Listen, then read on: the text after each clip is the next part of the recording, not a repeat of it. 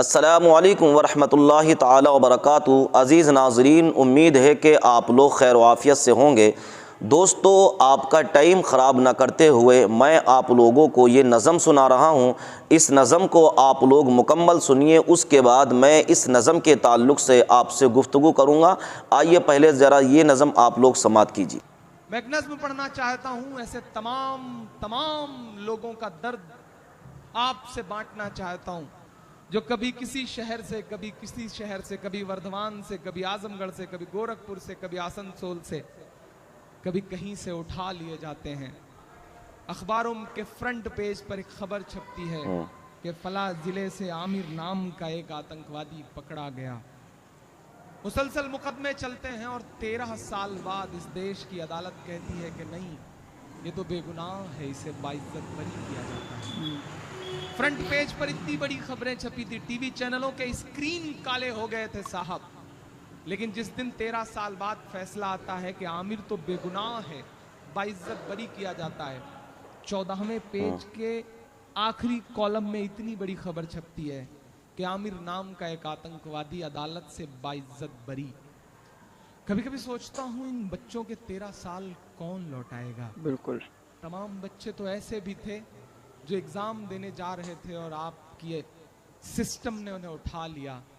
आज वो जिंदा लाश हैं 20 साल बाद छूटने के बाद। एक बच्चा तो अभी 23 साल बाद छूटा है।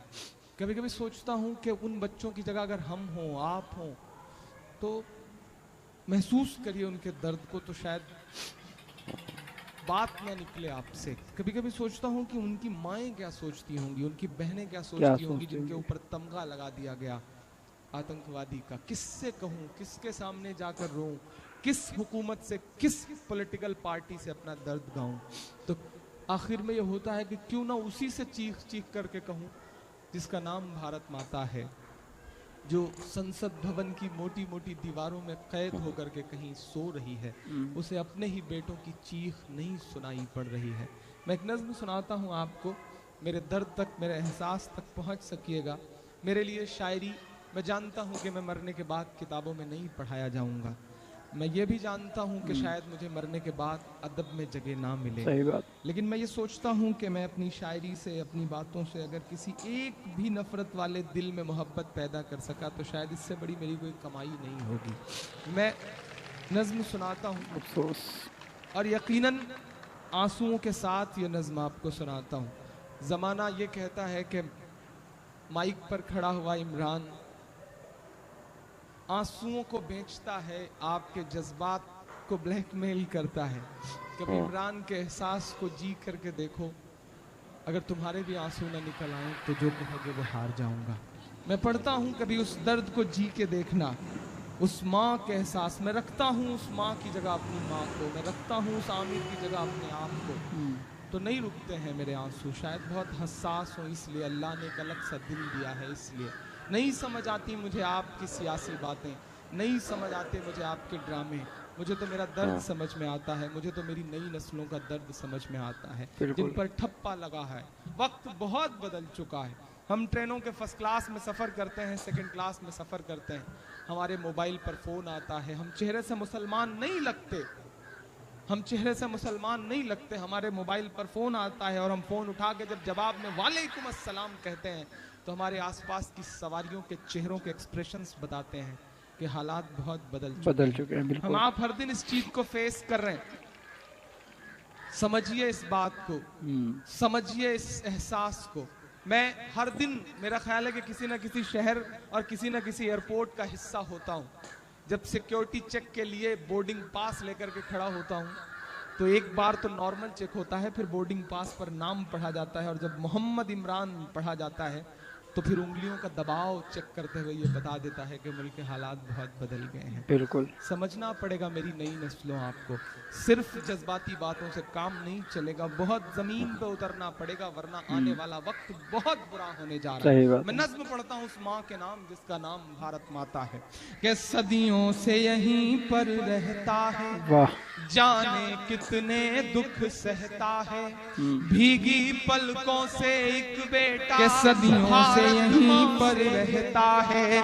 जाने कितने दुख सहता है, भीगी पलकों से एक बेटा भारत माँ से ये कहता है, पुरखे हम सब के गोद में तेरी खाक ओढ़ कर लेते हैं माँ, हम भी तेरे बेटे हैं। बहुत अच्छा है। माँ हम भी तेरे बेटे हैं, माँ हम भी तेरे बेटे हैं। क्या कहने भाई, बहुत अच्छा। तेरे बेटे हैं।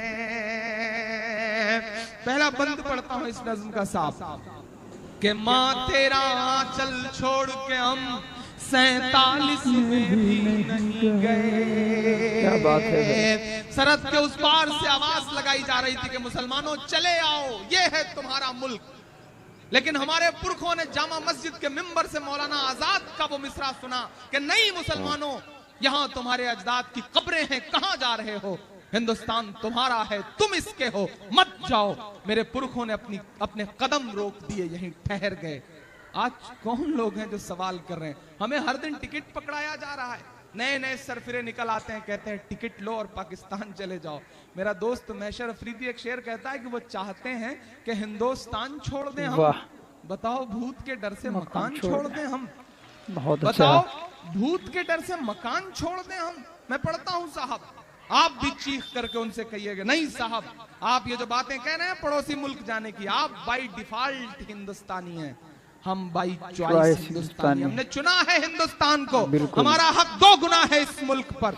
मैं पढ़ता हूं साहब कि माँ तेरा आंचल छोड़ के हम सावरकर वाली साजिश में भी नहीं गए। जिन्ना की और सावरकर वाली साजिश में भी नहीं गए, लेकिन तुझको सहमे सहमे हालात नहीं दिखते हैं माँ। हाय हाय हाय हाय, क्या बात है। लेकिन तुझको सहमे सहमे हालात नहीं दिखते हैं माँ। जलते कश्मीर बंबई और गुजरात नहीं दिखते हैं माँ। जलते कश्मीर बंबई और गुजरात नहीं दिखते हैं माँ। माँ जब जुबान खोले तो गद्दार लिख दिए जाते हैं। सच में। माँ जब जुबान खोले तो हम गद्दार लिख दिए जाते हैं। हर एक हादसे के हम जिम्मेदार लिख दिए जाते हैं।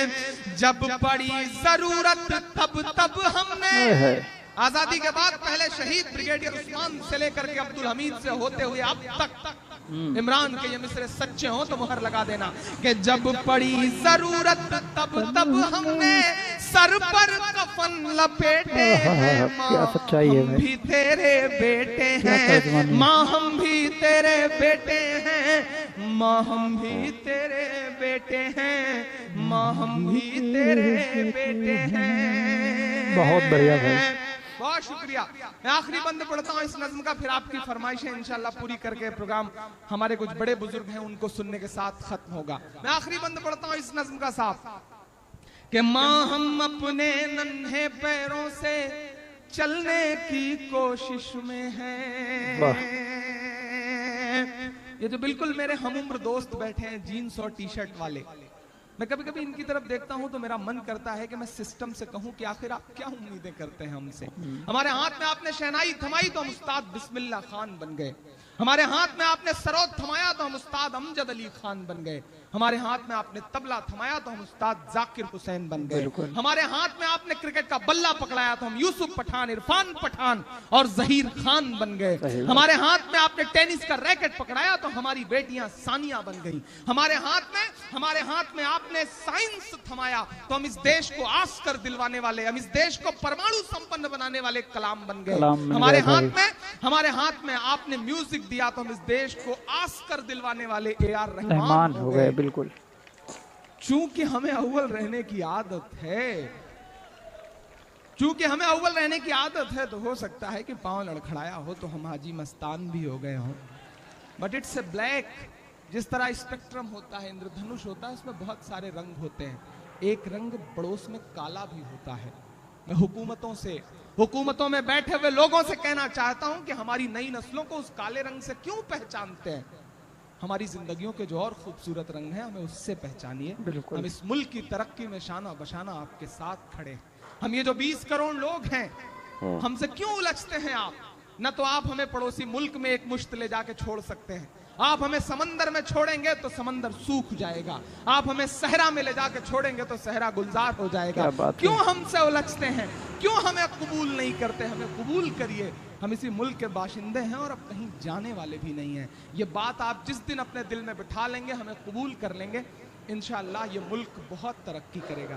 क्योंकि परिवार में अगर 4 बेटे हैं और एक बेटा रोज झगड़ा करेगा, एक बेटे को रोज प्रताड़ित किया जाएगा तो अजीज़ नाज़रीन, रमज़ान शरीफ का प्यारा महीना चल रहा है, अल्लाह की रहमतों और बरकतों का महीना चल रहा है। आपसे गुजारिश है कि आप लोग इस महीने के अंदर ज़्यादा से ज़्यादा कार खैर करें और अगर आपके आस पड़ोस में अगर गरीब लोग हों तो उनकी मदद करें।